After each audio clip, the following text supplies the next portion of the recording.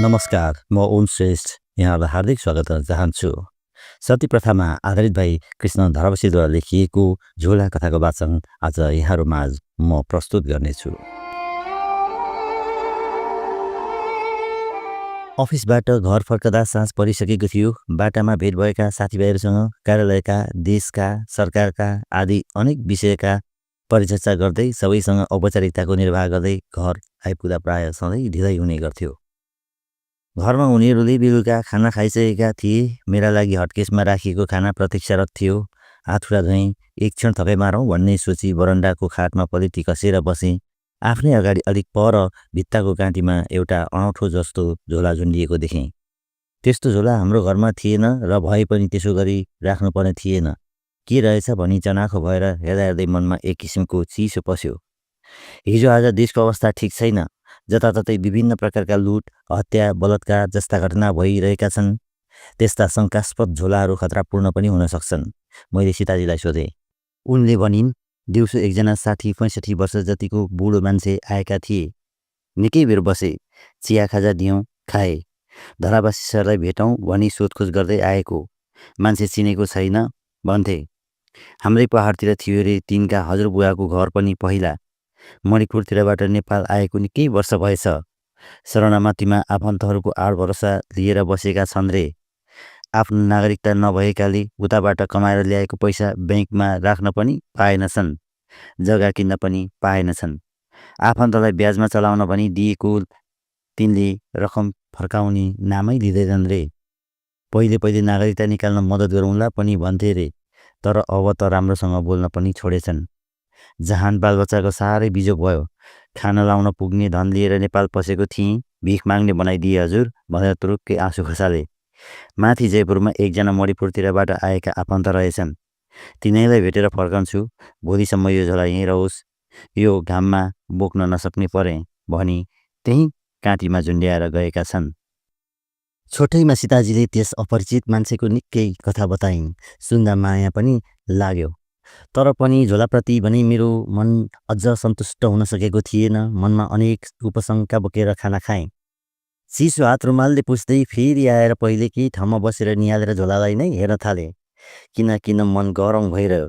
सीताजीलाई भने, नचिनेको मान्छे जोसुकै भए पनि तिनले दिएको खानेकुरा खाना लिएर राख्न बोक्न दिएको वस्तु जिम्मा लिनाले साह्रै दुःख पाउँछ अचेल। यस्ता झोलामा त बम पनि राखेको हुन्छ। के विश्वास त्यो बुढो उसले भनेको कथा जस्तो नभएर फटाहा लुटाहा रहेछ भने नि। घरमा बस्ने तिमीहरूले चनाखो हुनुपर्छ। यसरी जोसुकैको कुरामा तुरुन्त विश्वास किन गर्नु। त्यो बुढोलाई चिया खाजा दिएकै रहेछ, त्यसले झोला बोकेर गएको भए भइहाल्थ्यो नि। थाहा छ, त्यो बुढोले भोलिको छाकको पनि बन्दोबस्त गर्यो। हाँस्यौँ। मेरो कुरा सुनेर सीताजी गम्भीर भइन्। आमा होसमा आए झैँ हुनुभयो। नभन्दै अब सबैलाई त्यस झोलाप्रति अनेक शङ्का उपशङ्का र त्रास बढ्न थाल्यो। त्यसमा बम नै पो छ कि भन्ने शङ्काको प्रतिशत बढ्न थाल्यो।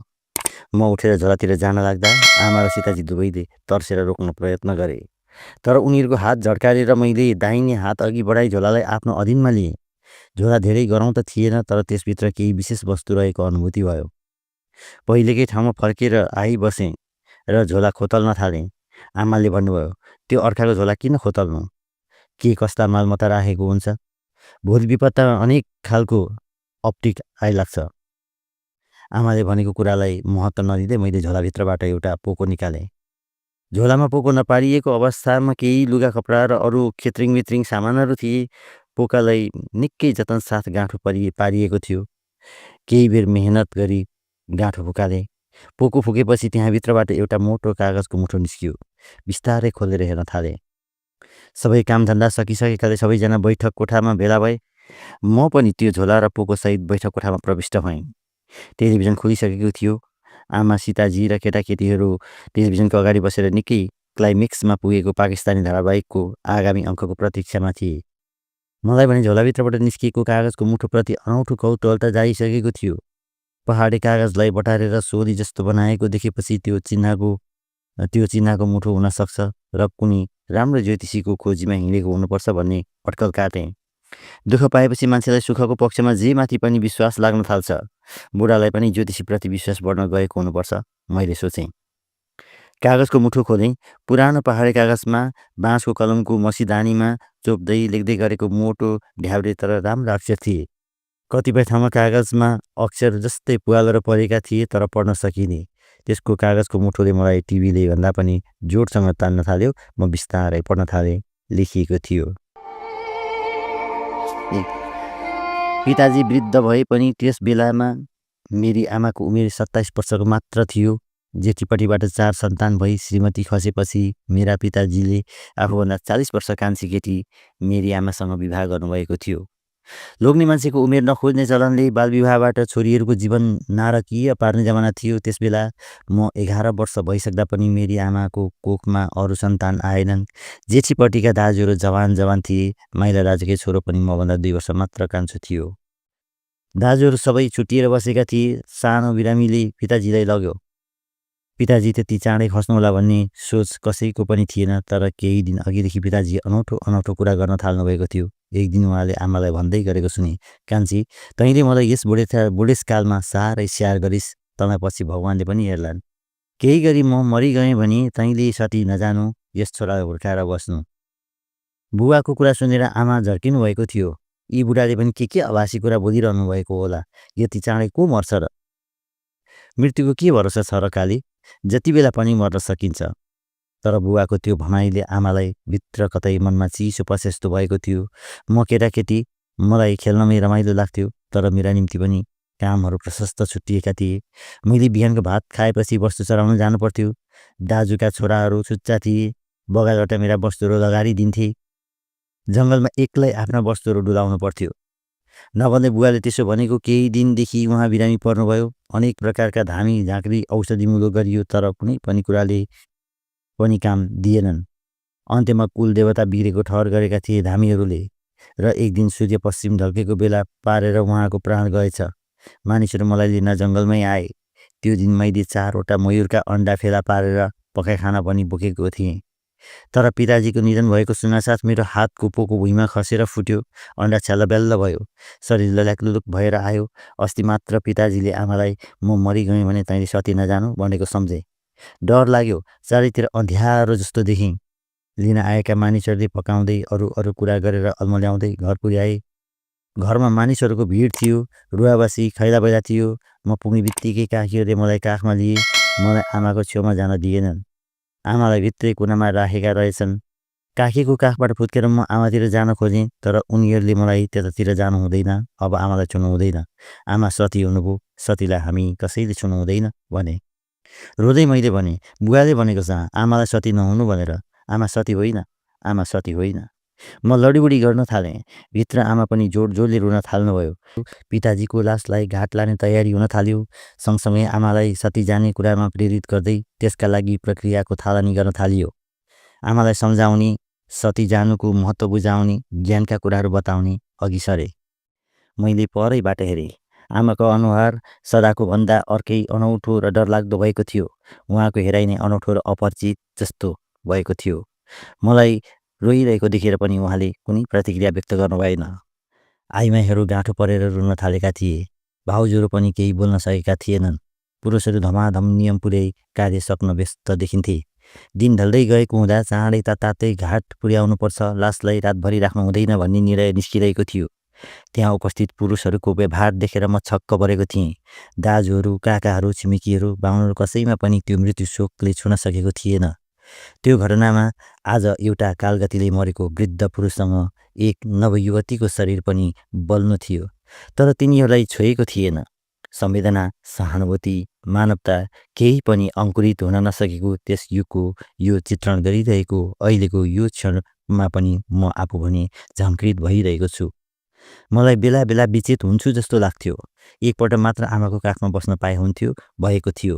तर सतीले सांसारिक मोहमायाबाट आफूलाई पूर्ण मुक्त गरी स्वर्गीय पतिको मात्र स्मरण गर्नुपर्ने र मृत्युपछि आफू पनि स्वर्गमा पतिकै साथ पुगिने हुनाले अब यस संसारको मायाजालबाट मुक्त हुन पुरेजहरू प्रेरित गरिरहेका थिए। आमा भने एकहोरो टोलाए जस्तो, आँखा नझिम्क्याए जस्तो, सासै नफेरे जस्तो हलचल नगरी बसिरहनु भएको थियो। नारीहरू रोई रोई मेरो कपालमा हात मुसारिरहेका थिए। आमाको रूप उमेर र मेरो बारेमा चिन्ता व्यक्त गरिरहेका थिए।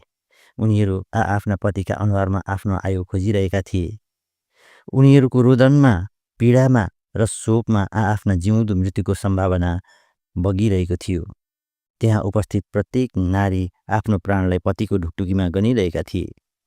कसैले सती जानु नपर्ने प्रस्ताव ल्याएनन्।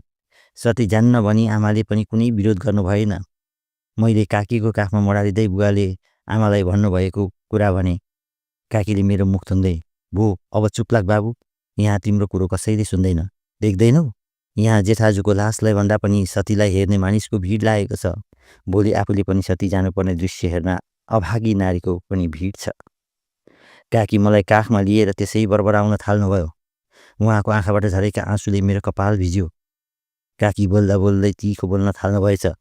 काकाले छेउमा आएर चुप लाग भन्ने इसारा गर्नुभयो। तर काकी झन् साह्रो साह्रो बोल्न थाल्नुभयो। किन चुप लाग्नु? यस्तो अन्याय पनि कहीँ धर्म हुन्छ? देखादेखि आफूभन्दा 40 वर्ष कान्छी केटी उस बेला बिहे गरेर आज यस्तो कलिलो उमेरमा सती पठाउनुहुन्छ? यस्तो सानो छोरो छ, यस्तो खाउँ खाउँ लाउँ लाउँ भन्ने उमेर छ। के गर्छस् त? चलेको चलन धर्म, हाम्रा आमा हजुरआमाहरूले पनि भोगिल्याएको कुरा। काकाले भन्नुभयो। स्वास्नी मर्दा लोग्ने मान्छे नाच्दै खुसी हुँदै छानी छानी कलिला केटी बिहे गरेर मोज गर्ने। लोग्ने मर्दा पनि स्वास्नीले जिउँदै तिनका चितामा जल्नुपर्ने। यस्तो पनि कहीँ धर्म हुन्छ? काकीलाई अरू आइमाईहरूले हातमा समातेर तान्दै घर पछाडि लगे। काकी निकै बेरसम्म साह्रो साह्रो बोलिरहनु भएको थियो। आमालाई कता कता पूजा जस्तो गर्न लगाए। शरीरमा भयभरका गहना झिकेर लगाइदिए। बेहुली जस्तै सिँगारेर नयाँ लुगा लगाइदिए। बाजा बज्न थाल्यो। एकहोरो शङ्ख पनि बज्न थाल्यो। आमालाई अघि लगाई लासलाई घाटतिर लिएर हिँडे। म रुँदा रुँदा रुन नसक्ने भएको थिएँ। रुन छोडेर टुलु टुलु हेर्न थालेँ। दिन क्रमशः अँध्यारो हुँदै गयो। काकीले रोक्दा रोक्दै पनि म ओह्रालो कुदेँ। कसैले भन्दै थियो, छोडिदेऊ आफ्नो आमा बाबुको अन्तिम संस्कार हेरोस्। बीच बाटोमा एउटा देवीथान थियो। छेउमै चौतारी पनि थियो। त्यहाँ पुर्याएर लासलाई बिसाए। बाजा बजिरहेको थियो, शङ्ख बजिरहेको थियो। देवीथान वरिपरि आमालाई एक फन्को घुमाएर शरीरका गरगहनाहरू फुकाए। कपालभरि थुप्रै तोरीको तेल खन्याए। नुहाएको कपालबाट पानी बगे झैँ आमाको कपालबाट तेल बग्न थाल्यो। शरीरका सबै लुगाहरू खोलेर नाङ्गी बनाए। ठुला मान्छेहरू त्यसरी नाङ्गो बनेको मैले पहिलोपल्ट देखेँ। तर त्यहाँ आमाको नाङ्गोपनमा कुनै लाज, अश्लीलता आदि केही थिएन। लुगा लगाएकै मानिसहरूले झैँ उहाँको इज्जत र सम्मान थियो। एकहोरो शङ्ख बज्न थाल्यो। लासको अघि अघि आमालाई हिँडाउँदै भिड ओह्रालो लाग्यो तमोर नदीतिर। घाटमा पुग्दा घाम पहेँलो हुन लागेको थियो। हतार हतार मानिसहरूले चिता तयार गरे। यता बाहुनले सती विधिको थालनी गर्दै थिए। आमालाई पूजा कार्यमा व्यस्त गराउँदै थिए। विधि पुरा भएपछि चिताको एक कुनोमा आमालाई पलेटी कस्न लगाई आँखा चिम्लिएर जम्ला हात गर्न हराए। आमाको काखमा पिताजीको टाउको राखिदिए। कति मलाई मेरो चितामा आगो लगाएको अन्तिम दृश्य हेर्न नपरोस् भनी पर तर्किसकेका थिए। घाम टुप्लुक्क अस्तायो। पहाडले छेकेर अलिअलि उज्यालो पनि अँध्यारो बन्यो। ठुल्दाजुले चिता सल्काउनु भयो। चितामा धुवाँ चारैतिर फैलियो। अँध्यारोमा धुवाँ थप अँध्यारोले घाट झन् कालो भरियो। म एउटा रुखको फेदमा छेलिएर ती सबै दृश्य हेरिरहेका थिएँ। चितामा आगो लगाइसकेपछि केही लोग्ने मान्छेहरू पनि रोएको सुकसुकाएको जस्तो देखेँ। केही समयपछि आगोले आमा बुवा दुवैलाई खरानी बनाइसकेको थियो। अब मेरो जीवनमा महा अनाहत बाँकी थिए। बिहान माया गर्दै भात खुवाएर मलाई जङ्गल पठाएकी मेरी आमा अहिले बेलुका जीवित नै मेरै अगाडि चितामा जलेर खरानी भइसकेकी थिइन्। रातभरि म निदाउन सकिनँ। काकीले अँगालोमा चेपेर मलाई निदाउने प्रयास गर्नुभयो। तर उहाँको छातीको कम्पनले नै मलाई निदाउन दिएन। छिनछिनमा लामो लामो सास फेर्दै नाकको सिगान पुस्दै गुक्क गुक्क गरिरहनु भयो। मेरो कपालमा हात राखेर घाँटीमा गाँठो परेको आवाज निकाल्दै भन्नुभयो, के गर्छस् नानी? हामी आइमाईको जीवन केही अर्थ छैन। हामीलाई गाईबस्तु भेडाबाख्रा जतिको सम्पत्ति पनि मान्दैनन्। काम गर्न नसक्ने बुढो गोरु ठारो गाईलाई पनि नमारेर बरु बेचिदिन्छन्। तर हामी आइमाईहरूलाई हाम्रो इच्छा विरुद्ध मर्न विवश गर्दछन्। जिउँदै जलाउँछन्। आफूलाई माया गर्ने र आफ्नो सुरक्षा दिने लोग्ने मरिसकेपछि बाँचेका अरू मान्छेहरू सबै शत्रु रहेछन्, प्राणकै शत्रु। काका सम्झाउन खोज्दा काकीले भन्नुभयो, हामी आइमाईहरू खाली लोग्ने मान्छेको लागि मात्रै हुनुपर्ने। लोग्नेले छोड्दा छोडिने, परचक्रीले जबरजस्ती हाम्रो इच्छा विरुद्ध घिसारेर लग्यो। हात समात्यो भने अर्काले छोयो कि भनेर आफ्ना लोग्नेबाट त्यागिनु पर्ने। हामीले सारा इच्छा आकाङ्क्षा शरीर श्रम सबै लोग्नेको लागि अर्पण गरेर पनि हामी उनीहरूको प्रेमका पूर्ण अधिकारी हुन नपाउने। लोग्नेले जतिवटै आइमाई पनि छानी छानी स्वास्नी पार्न पाउने। आइमाईले बलिया लोग्ने मान्छेकोले चिताएपछि त्यसकी हुनुपर्ने। स्वास्नी मर्दा लोग्ने फुक्का हुने। लोग्ने मर्दा हामी उनीहरूको मुडोसँग जिउँदै जल्नुपर्ने। यो कस्तो स्थिति! तपाईँ लोग्ने मान्छेले बनाएको कानुनमा आफ्नै आमा स्वास्नी र छोरीको पनि सुरक्षा छैन। आमा स्वास्नी र छोरीहरूलाई जिउँदै जलाएर तिनीहरूको शोक मनाउने कस्तो विधान यो! के यसलाई फेर्न सकिन्न? आज त्यस्तै मेरी छोरीको उमेरकी जेठानीलाई तपाईँहरूले जिउँदै जलाएर आउनुभएको छ। तपाईँले आफ्नो जिउको ख्याल गर्नु भएन भने मैले जति नै जतन गरिराखेको मेरो जिउलाई जिउँदै जलाउनु पर्दैन यो नियममा? हामी आमाहरूले 10 महिना गर्भमा बोकेर 10 धारा दुध चुसाएर ठुलो बलियो बनाएका तपाईँ छोराहरू कति सजिलै हामीलाई जलाउन सक्नुहुन्छ? के यो संसार लोग्ने मान्छेहरूकै लागि मात्रै हो? लोग्ने मान्छेको सुखको लागि मात्रै हो? मलाई टाउकोमा हात राखेर भन्नुभयो, छोरा, आज तँलाई त्यत्रो माया गर्ने आमालाई यिनीहरूले जिउँदै पोलेर आए। भोलि तेरा काका मरेका दिन मलाई पनि त्यसै गरी पोल्नेछन्। त्यो दिन मलाई पोल्ने चितामा तँ पनि दाउरा मिलाउनेछस्। तँ पनि भोलिको त्यस्तै निष्ठुर लोग्ने मान्छेको सानो रूप होस् आज। तर म आज तँलाई माया गर्छु, हुर्काउँछु। भोलि मलाई जिउँदै जलाउने यी हातहरूमा आज म दुध भात मुसेर राखिदिने छु बाबु। तर तिमी लोग्ने मान्छेहरूले सक्छौ भने तोड यसलाई। आमालाई जलाउने यो परम्परालाई तोड नानी। तेरो युगमा आमाहरूलाई जलाउन छोडे हुन्थ्यो। काका अघिनाको डिलमा बसेर आँसु पुछिरहनु भयो, केही बोल्नु भएन। 13 दिन कास्किरियामा बित्यो। अलि गर्दै रुन बिर्सदै गए सबैले। काकीहरू भाउजूहरू पनि बिस्तारै शान्त हुँदै गए। तर मेरो मनमा भने आगो बलिरहेको थियो। राति सपनामा म सधैँ आमालाई देख्थेँ र आमाले भन्नुहुन्थ्यो, नानी, काकीले भनेको कुराहरू मान्नु। काकीलाई नै तैँले आमा ठान्नु। र काकीले भनेका ती कुराहरू मेरा मनमा बल्झी सम्झना भइरहन्थ्यो। काम सकिएपछि मलाई समस्याले एकैचोटि छोप्यो। आमा बाबु दुवै नभएपछि दाजुहरूले घरका सबै सामान उठाएर लगे। मलाई पनि उनीहरूकैमा लिएर गए। कामभरि त काकीले मलाई आमाले झैँ माया गर्नुभयो। तर सधैँ म काकीसँग बस्न सक्दिनँ थिएँ। दाजु भाउजूहरूको व्यवहार पनि त्यति राम्रो थिएन। आफूभन्दा ठुला ठुला भतिजहरू मलाई हेपिरहन्थे। 15 दिनसम्मदेखि म फेरि जङ्गलमा वस्तु लिएर जान थालेँ। वस्तुतिर मेरो ध्यान जानै छोड्यो। आँखामा जति बेला पनि आमालाई जिउँदै चितामा बसाएर आगो लगाएको दृश्य झल्झली आउँथ्यो। खोलाको बगरमा वारिपरिबाट 2 दिन 4 दिनमा लासहरू ल्याइरहन्थे। मलाई ती लासहरूमा सतीको पीडा हुन्थ्यो। एक दिन जङ्गलमै साँझ पर्यो। वस्तुहरू अरूका बगालसँग मिसिएर घर पुगेछन्। म भने तिनलाई जङ्गलमा खोज्न थालेँ। खोज्दा खोज्दै पल्लो पाखातिर जान लाग्दा खोल्छामा एकापट्टि भित्तामा पिलपिल आगो बलेको देखेँ। मनमा चिसो भएर डर पलाएर आयो। बिस्तारै अँध्यारोले छोप्दै लगेपछि मलाई बाघ चितुवाको डर पनि लाग्न थाल्यो। जङ्गल पार गरेर गाउँ निस्कन झन्डै 1 घन्टा उकालो बाटो चढ्नु पर्थ्यो। त्यो ओडारमा बलेको आगोतिर मेरो ध्यान तानिँदै गयो। त्यता जाउँ हेरौँ जस्तो पनि, तर पनि अर्को मनले बनझाँक्री वा भूतप्रेत हुन सक्ने शङ्का लाग्यो। तैपनि बिस्तारै चाल मारेर निकै नजिकसम्म पुगेर एउटा पोथ्राले छेलिएर निहालेर हेरेँ। आगोको छेउमा एउटा नाङ्गो मान्छे बसेको थियो र त्यसले आगोमा केही पोल्न लागेको थियो। वनमान्छे रहेछ सोचेर बिस्तारै त्यहाँबाट फर्केँ। निकै राति घर पुगेँ। वस्तु हराएको पिर थियो, डर पनि थियो। तर वस्तु बेलैमा थलोमा पुगेछन्। वस्तु मात्र थलोमा पुगेर म नपुगेको दाजुहरू आत्तिएर मलाई खोज्न हिँड्नलाई राहको तयार गर्न लागेका रहेछन्।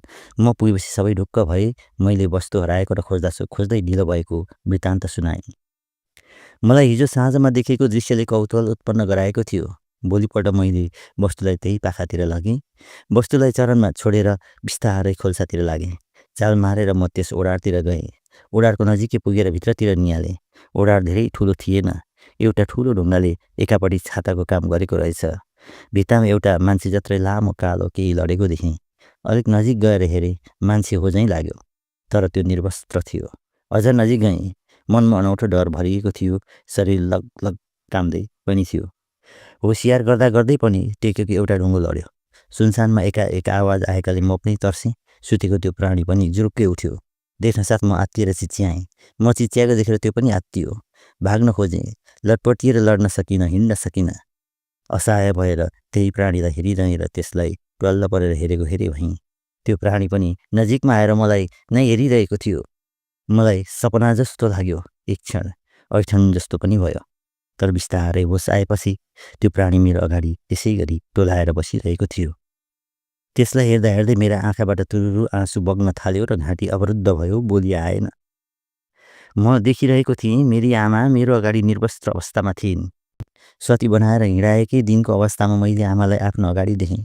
तर त्यो सपना थिएन र उनी भूत पनि थिएनन्।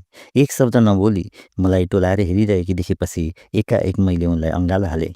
झकझकाएँ, हल्लाएँ। बिस्तारै उनमा होस फर्के जस्तो हुँदै गयो। निकै बेरपछि आमाले मलाई अँगालो हाल्नुभयो र रुन थाल्नुभयो। उहाँको रुवाईले जङ्गल थर्के जस्तो लाग्यो। गालामा निधारमा जतासुकै चुम्मा गर्दै आमाले मलाई छातीमा टाँसेकै गर्नुभयो। कति समय बित्यो थाहा भएन। रुँदा रुँदै दुवैजना थाकिसकेका थियौँ। अचम्मित हुँदै सोधेँ, तपाईँलाई त जिउँदै चितामा जलाएका थिए, कसरी बाँच्नु भएको? आमाले भन्नुभयो, आगोले धुवाँले पोल्न थालेपछि आत्तिएर पानीमा फाल हाने। पानीले अलिक तलसम्म बगाएर लग्यो। पौडिएर किनारमा निस्के। अँध्यारो भइसकेको थियो। माथि बगरमा मलामीहरूले चितालाई घुचिरहेका थिए। खोलाको चिसो पानीले शरीर अररो हुन लागेको थियो। झन्झन अँध्यारो बढ्दै गयो। पर बगरमा मलामीहरू देखुन्जेलसम्म त तिनीहरूले नदेखी भागेर बाँच्न पाएको खुसी पनि र तिनीहरूको सादर दुवै थियो। जब चिताको आगो झ्यापझुप पनि बाहिर फर्के, म त्यो अँध्यारो बगर जङ्गलका बीचमा एक्लै छोडिएँ। उनीहरूले त मलाई पोलेर मारेर गएका थिए, तर म यता बाँचिरहेकी थिएँ। अनि रातभर एउटा रुखमा चढेर बसेँ। बिहान उत्रेर सुरक्षित ठाउँको खोजी गर्दै यही ओडारमा आइपुगेँ। आमाले आफ्ना दुःखका कथाहरू बिस्तार लगाउनुभयो। मैले मेरी आमालाई सक्दै जिउँदै पाएपछि खुसीको सीमा रहेन। तर आमालाई निर्वस्त्र र एक्लै यस्तो घनघोर जङ्गलमा एक्लै छाड्नु पर्दा म फेरि साह्रै व्यथित भएँ। आमाले मलाई यो कुरा कसैलाई भन्दा पनि नभन्नु, अबदेखि यहाँ नआउनु, म जतिन्जेल बाँच्छु, कुनै दिन त बाघ चितुवाले मलाई खाइ नै हाल्ला। तर नानी, जीवनमा कहिल्यै नआत्तिनु, हार नखानु, जुधेर बाँच्नु भनेर सम्झाउनु भयो। तर मैले उहाँको कुरा मानिनँ। मैले आमालाई सम्झाएर भरे नै घरबाट लुगा कपडा र खानेकुरा लिएर आउँछु, तर यो कुरा कसैलाई नभन्ने वचन दिएँ। हामी त्यस ठाउँबाट टाढा कतै भागेर जानुपर्छ, यो ठाउँ छोड्नुपर्छ भनी आमालाई सम्झाएँ। त्यो साँझ मैले बेलैमा बस्तु गोठमा पुर्याएँ। बस्तु बाँधेर घाँस हालेपछि म काकाको घरतिर लागेँ। आज उतै बस्छु भनी बताएर म हिँडेँ। साँझमा आएको देखेर काकीले सोध्नुभयो। काकीलाई देख्ने बित्तिकै मेरो आँखाभरि आँसु भरिएर आयो। काकीले टाउकामा हात राखेर आमाको न्यास्रो लाग्यो क्यार, आइज बस भनेर भित्रै लैजानुभयो। काकी बाहेक सबैले खाना खाइसकेका रहेछन्। मैले र काकीले खाना बाँडेर खायौँ। खाना खाइसकेपछि आँखाको आँसु पुस्दै भने, काकी आज मलाई तपाईँसँग सुताउनु ल। काकीले मायालाग्दो पाराले हेर्नुभयो र देब्रे हातले आँखा पुस्दै भन्नुभयो, हुन्छ त मसँगै सुत्नु। दिनभरि कामले थाकेकाले होला सुतेको एक क्षणपछि नै प्राय सबैजना निदाएर घुर्न थालिसकेका थिए। काकी पनि निदाइसक्नु भएको थियो। मेरा आँखा भने अँध्यारोमा टुलु हेरिरहेका थिए। काकीलाई कसरी भनौँ, के गरी भनौँ भन्ने कुराले म साह्रै नै छटपटाइरहेँ। काकीले त्यस कुरालाई कसरी लिनुहुने हो भन्ने पनि मनमा पिर थियो। आँट गरेर काकीलाई बिस्तारै बिउजाएँ। बिस्तारै काकीको कानमा साउती गरेर सबै कुरा भने। मेरो कुरा सुनिसकेपछि काकी जुरुक्क उठेर बस्नुभयो। बत्ती बाल्नुभयो। एक लोटा चिसो पानी पिउनु भयो। उहाँलाई खलखल पसिना आएको थियो। लामो सास फेरिरहनु भएको थियो। मैले भने, काकी, मलाई तपाईँका पुराना लुगाहरू दिनु, भोलि म आमालाई पुर्याइदिन्छु। काकीले भन्नुभयो, भोलि तँसँग म पनि जान्छु बाबु, मलाई पनि लिएर जा। मनमा खुसी यति लाग्यो कि मुटु नै काटीसम्म सोरिएर आए जस्तो भयो। तर काकी, यो कुरा कसैलाई पनि नभन्नु भनेको छ आमाले। यस्तो कुरा पनि अरूलाई भन्नुहुन्छ त लाटा, अरूले थाहा पाए भेट्यो भने फेरि मारिदिनेछन्, भन्नु हुँदैन। बिहानै उठेर म दाजुहरूको घरतिर लागेँ। खाना खाएर सदा चाहिँ वस्तु लिएर जङ्गलतिर लागेँ। तल पँधेरामा काकी पर्खिरहनु भएको थियो। उहाँले एउटा पोको दिँदै भन्नुभयो, मैले त्यो ठाउँ देखेकी छु, भरेतिर घाँस काट्नु म त्यतैतिर आउँछु, आमालाई म आउन्जेल पर्खेर बस्नु भन्नु। मैले टाउको हल्लाएँ। आमा रुखका स्याउलाले छोपिएर बसिरहनु भएको थियो। अघिल्लो दिन निर्वस्त्र र विक्षिप्त अवस्थामा भेटिनु भएकी आमा भोलिपल्ट उज्यालो अनुहार भएकी लजालु जस्ती र तर गम्भीर शोकले थिचिएकी भएर बसिरहनु भएको थियो। वस्तुलाई जतासुकै जाउन जस्तो गरी जङ्गलमा छोडेर मानिसहरूबाट छलिँदै म हतार त्यहाँ पुगेको थिएँ। आमाले मलाई यसरी हेर्नुभयो मानौ उहाँले मलाई भोलिपल्ट देखिरहनु भएको हो। यस हालतमा पनि जीवनसँग टाँसिएको उहाँको प्राणले सायद मलाई डरो आधार पायो। हतार हतार पोको फुकाएर आमाको अघि राखिदिएँ। पोकोभित्र लगाउने गुन्यु, चोलो, पटुका, ओढ्ने मजेत्रो आदि लुगा फाटो र एउटा बटुकोमा बाहिर कपडाले नै बाँधेर खिर पठाएको रहेछ। ती सबै कुरा देखेर आमाको अनुहार केटाकेटीको जस्तै झट्ट खुसी भयो र चाँडै ठुलो मान्छेको जस्तो भावुक बन्यो। धेरै बेरसम्म नपुसिकन आँखाबाट आँसु बगिरहन दिनुभयो। आमाको अवस्था हेर्न सक्ने खालको थिएन। म अर्कोपट्टि फर्किएँ र तल तमोर नदीको पानीमा उठेका ठुला ठुला भुल्कोहरू हेरिरहन थालेँ। पानीको त्यस बहावसँगै बगेर टाढा, धेरै टाढा यस ठाउँमा कोही पनि आफन्तले नदेख्ने र नचिन्ने ठाउँमा पुग्न पाए हुन्थ्यो लाग्यो। आमाले पहिला लुगा लगाउनुभयो। राम्ररी उनी आमा देखेँ आँखाले। कति दिनदेखिको भोको थियो होला बुढीमा। पहिला एउटा पातमा अलग्गै खिर मलाई भाग लगाइदिएर खपाखपी खानुभयो। हेरिरहेँ उहाँले खाएको। कहिल्यै जीवनमा अन्न नपाए झैँ खानुभयो कठैभरि मेरी आमा। काकीले नै त्यो सब पठाएको भनेपछि आमा झन् असम्भित हुनुभयो। पिताजीको स्वर्गवास हुनुभन्दा अघि आमा र काकीको त्यति मेल थिएन। कहिलेकाहीँ ठाकठुक परिरहन्थ्यो। आमा भन्नुहुन्थ्यो, आफूभन्दा जेठी जेठी देउरानीसँग खटेर खान नसक्ने भए बरु यस ठाउँबाट टाढा बसाइ जान पाए पनि हुन्थ्यो। बुवा भन्नुहुन्थ्यो, आफन्तलाई छोडेर यो बुढेसकालमा तँ जस्ती कलिली स्वास्नी र बालक छोरोलाई लिएर कहाँ जानु? यहाँ त हुर्केका छोराहरू छन्। आफ्नै पैतृक थल हो। तर आज त्यही देउरानीको त्यो उपकार देखेर होला आमा टोलाउनु भयो। मैले उसै दिनदेखि काकीले मलाई गरेको मायाको कुरा सुनाए। मैले भने, आमा अब हामी यस ठाउँबाट टाढा लाग्नुपर्छ, परदेश लाग्नुपर्छ। हामीलाई नचिन्ने मान्छेहरू भएका ठाउँमा जानुपर्छ। म अर्काको नोकर बसेर पनि तपाईँलाई पाल्न सक्छु। वस्तु हेर्ने, घाँस काट्ने, जे काम पनि गर्न सक्छु। तर आमा, तपाईँलाई यस जङ्गलमा वन मान्छे जस्तो अब म एक रात पनि छोड्न सक्दिनँ। केही बोल्नु भएन। पर्खेर बसिरहेका थियौँ काकीलाई। पारीबाट एकोहोरो शङ्ख बजेको, बाजा बजेको सुनियो। मन चिसो भएर आयो। निहालेर हेऱ्यौँ। एउटा बरपिपलको चौतारीमा एक फेरो लगाएर लास बोकी मलामीहरू खोलातिर झरिरहेका थिए। निकै तल आइसकेपछि देख्यौँ लासको अघि एउटी सती पनि हिँडिरहेकी थिइन्। त्यो देखेपछि आमा र म दुवै थरथरी काम्न थाल्यौँ। मैले आमालाई अँगालो हालेँ। आमाले मलाई जोडसँगले अठ्याउनु भयो। टाढै थिए खोला पारे। तिनीहरूको कुरा सुन्न सकिन्न थियो। तर भर्खरै हामीले भोगिसकेको त्यो प्रक्रियाको एक एक अर्थ स्पष्ट थियो। आमाले भन्नुभयो, नानी, ती सती आज भाग्न सक्दिनन्, दिउँसो छ। हेर्दा हेर्दै मलामी बगरमा पुगे। बाटैदेखि ठुटामुढाहरू काँधमा हाल्दै झरेका उनीहरूले एकैछिनमा चिता तयार गरे। बाहुन सती विधिमा लागिसकेका थिए। दिन ढल्दै जाँदै थियो। नियम अनुसार नै सतीलाई पहिले चितामा एक छेउमा चढाएर पलेटी कसेर बस्न लगाइयो। त्यसपछि लासको टाउको उनको काखमा राखेर सुताइयो। छोरा चाहिँले होला। बुवाको मुखमा दागबत्ती दिएर आगो झस्यो र अलिक पर पुगेर बगरमा पुर्लुक्क ढल्यो। केही मानिसहरूले उठाएर खोलाको पानीमा लगेर चोबले। मलामीहरू अलिक पर गाँठो परेर बसेका थिए। एकैछिनमा उनीहरू जराकजुरुक्क उठेर बगरमा कुद्न थाले। किन तिनीहरू कुदे भनेर निहालेर हेऱ्यौँ। पर बगरमा उधै एउटी निर्वस्त्र कपाल फुकाएकी आइमाई कुदिरहेकी देखियो। अघि कति बेला तिनी चिताबाट हाम फालेर भागेछन्। बेहुस भएको छोरालाई मलामीहरूले स्याहार गर्न लाग्दा सती चिताबाट निस्केर भागेको तिनीहरूले चाल पाएनछन् क्यार। हो हल्ला गर्दै बलिया दरा लोग्ने मान्छेले बगरमा कुद्न थाले। एउटा मान्छेले परबाट एउटा ढुङ्गो हान्यो। त्यसले लागेन। त्यसपछि अर्कोले हान्यो। लागेन। निकै नजिक पुगिसकेकाले हान्यो। तिनको ढाडमा लाग्यो। ढुङ्गाको तोडले हुत्तिँदै अलिक पर पुगेर घुँडा टेकिन्। उठ्नै नपाई अर्को ढुङ्गा उनको टाउकोमा लाग्यो। तैपनि उठेर बालुवामा कुद्न खोजिन्, सकिनन्। त्यसपछि अर्को ढुङ्गाले फेरि टाउकामा लाग्यो। तिनी बगरमा ढलेर छटपटाउन थालिन्। 3-4 मानिसले बोकेर कुदाउँदै लिएर गए र बलिरहेको चितामा फालिदिए। चितामा पनि छटपटाउँदै थिइन्। मलाई समातिरहेका आमाका हात लुला भए। यसो फर्केर हेरेँ। आमा बेहोस भइसक्नु भएको थियो। छेउमै आमाले नै खोसिएर बनाएको कुवाबाट एउटा पातमा पानी उघाएर ल्याए। मुखमा हात खुट्टामा छर्किदिए। केही छिनपछि उहाँले पुर्लुक्क आँखा हेर्नुभयो। त्यसबेला खोल्सापट्टि मानिसहरू बोलेको आवाज सुने। आवाज काकीको थियो। पापी दुष्टहरू, उछिटो परोस् तिनीहरूको। एउटी अबलालाई कुटी कुटी मारेर चितामा चढाउने। तिनीहरूको हातमा किरा परोस्, कोड निस्कोस्। तिनीहरूका स्वास्नीहरू नहुन्, सन्तान नहुन्। काकीको पछि पछि काका पनि हाम्रै छेउमै आइपुग्नु भएको थियो। काकालाई समेत देखेपछि मेरो जिउ डरले अरर्रो भयो। आमाको अनुहार हरियो भयो। बित्थामा काकीलाई भनेछु भन्ने पश्चाताप लाग्यो। ओठमुख स्याप्पै सुक्यो। एकोहोरो भएछु। काकीले भन्नुभयो, नडरा बाबु, काकाले केही गर्नुहुन्न, तिमीहरूको उद्धार गर्नुहुन्छ। काकाको आँखाभरि आँसु थिए। उहाँ बोल्न सक्नुभएको थिएन। यो नियम हामी 2-4 जनाको बसमा छैन। यसमा 2-4 जना व्यक्तिगत दोष मात्र छैन।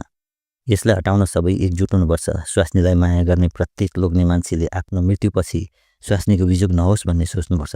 काकी एक्लै बरबराइरहनु भएको थियो। काका छेउमा आएर आमाको खुट्टा ढोक्नुभयो। केही बोल्न सक्नु भएन। आमाले भन्नुभयो, कान्छी, म अभागीको आशिष त के लाग्ला र, तैपनि तिमीले ठुलो गुण लायौ। सुख सुविधा भएको बेला हामी बाज्यौँ, झगडा पनि गऱ्यौँ, तर तिमीभित्र यति राम्रो मन पनि रहेछ। तिम्रो कल्याण होस्, चिताएको पुगोस्, पतिभन्दा अगापै तिम्रो मृत्यु होस्। सती भनेर चितामा चढ्न नपरोस्। तिमीलाई जीवनमा दुःख भन्ने कहिल्यै नहोस्। छोराहरू ज्ञानी बनुन्, देउरानी भयो, तर तिमी मेरी आमा नै हौ। पूर्व जन्ममा आमा थियौ, अर्को जन्ममा म तिम्री आमा बन्न पाऊँ। यस्तै अनेक कुरा बरबराइरहनु भएको थियो आमा। काका केही बोल्नु भएन। काकीले पोल्टाबाट थैली झिकेर त्यहाँबाट केही पैसा आमाका हातमा राखिदिँदै भन्नुभयो, यो पैसा जतनले राख्नु, जहाँ पुग्छौ त्यहाँ यसलाई फारूसँग खर्च गरेर जीविका चलाउनु। आफूलाई डरी पार्नु, रुन्चे, हुतिहारा र डरछेरुवा बनाउनु हुँदैन। बाँच्ने सङ्घर्षमा जस्तो सुकैसँग पनि जुझ्न तयार हुनुपर्छ। हारे मरिन्छ, जिते बाँचिन्छ। निरीह, कमजोर र लाचार हुनु भनेकै कमजोरी हो। हात्तीलाई माउतेले किन हेप्छ? त्यो नडराउने भए माउतेको केही लाग्छ? जङ्गलको बाटो भएर धरा निस्किनु। वर्षै पछि नुन लिन गरेको बाटो देखेकै छ। धरानतिर प्रशस्त काम पाइन्छ भन्छन्। आमा छोरा त्यतै काम गरी खाना खाए पनि हुन्छ। यताबाट नुन लिन जानेले चिन्छन् जस्तो लागे उतैबाट वीरगन्जतिर वा भारत पछि आसामतिर गए पनि हुन्छ। जहाँ पुगे पनि यो छोरालाई हुर्काउने प्रयत्न गर्नु। अन्त्यमा काकाले भन्नुभयो, भाउजू, परम्परालाई छोड्न हत्तपत्त कोही तयार हुँदैन रहेछ। आफ्नो परिवारकालाई सती बनाएकाहरूले अर्काको घरमा मरौ परे जबरजस्ती सती बनाउन खोज्दा रहेछन्। हामीलाई माफ दिनु, मलामीहरू सबैले क्षमा दिनु। यो कुरो हामी जोइपै बाहेक अरू कसैलाई थाहा छैन। हामी यो कसैलाई भन्ने छैनौँ। आमाले काकीलाई अँगालो हाल्नुभयो। काकी र आमा धेरै बेरसम्म रोइरहे। आमा छोरी छुट्टिन आँटे झैँ बिलाउन गए। काकाले मलाई पनि केही खुजुरा पैसा गोजीमा हालिदिनु भयो। मेरो टाउकोमा हात राखेर आशीर्वाद दिँदै केही नबोलेर आँसु पुसिरहेर काकाले हामीलाई बिदा गर्नुभयो।